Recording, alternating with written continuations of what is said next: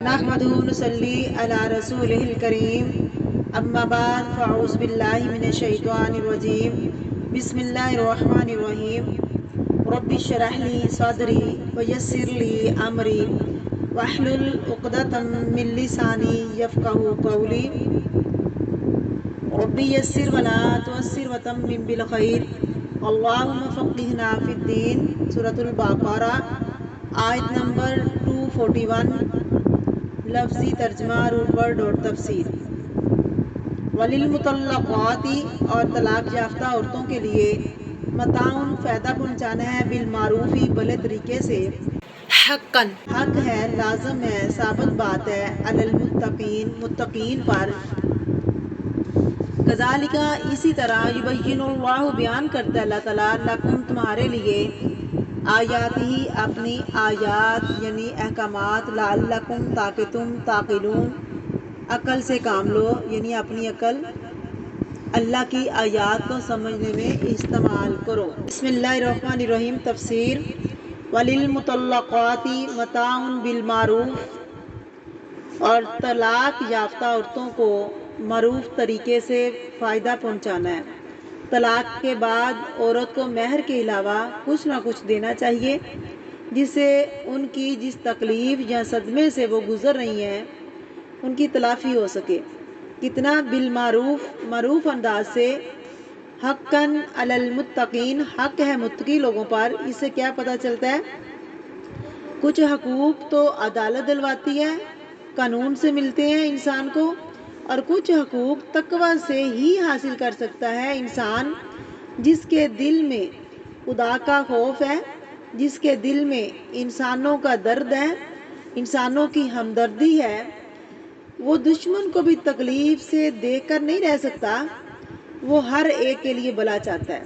تو اس سے کیا پتہ چلتا ہے کہ اگرچہ تم عورت کو طلاق دے دو، خواہ رخصتی ہوئی ہے یا نہیں، یہ عمومی حکم ہے، کیا کرو؟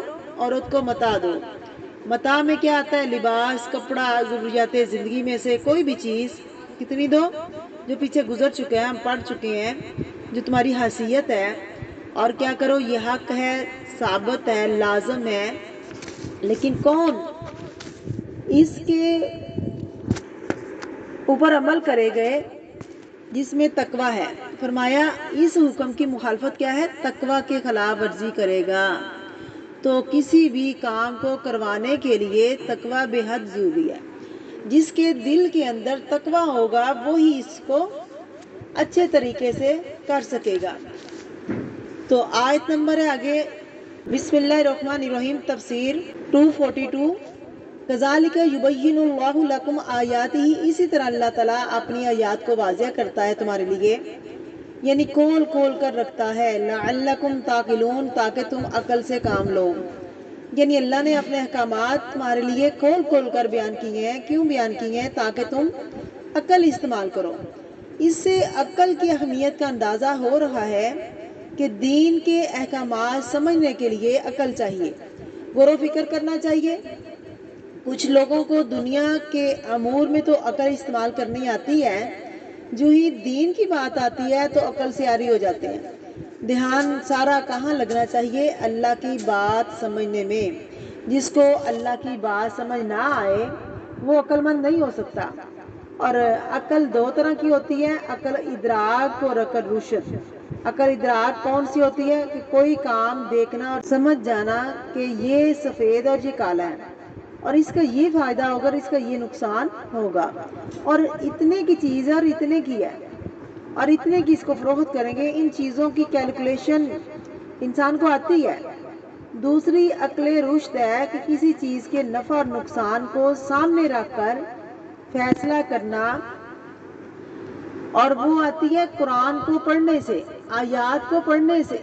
یہ سب کچھ کیوں سکھایا جا رہا ہے؟ تاکہ تمہارا نقصان نہ ہو، تم ہر قسم کے نقصان سے بچ جاؤ۔